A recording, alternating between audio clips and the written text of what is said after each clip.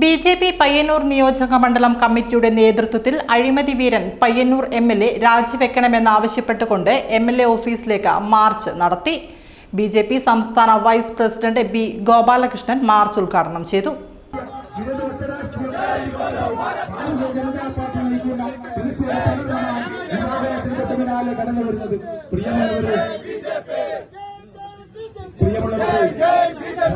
എതിരാളികളെ അക്രമവും ഗുണ്ടായുസം കൊണ്ട് ഇല്ലാതാക്കാമെന്ന നയം കൈമുതലാക്കി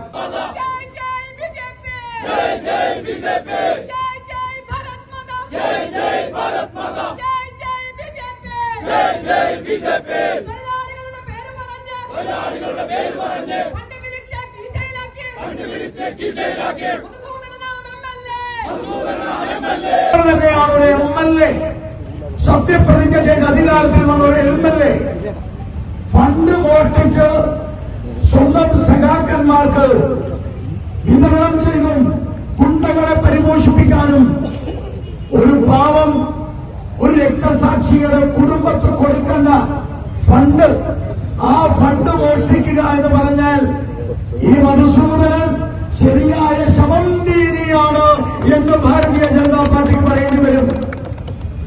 ഈ ശവന്തീനി രാഷ്ട്രീയമാണ് ഇന്നത്തെ CPM-ന്റെ രാഷ്ട്രീയം. ഇവർ സഖാക്കന്മാരെ രക്തസാക്ഷികളാക്കുന്നു.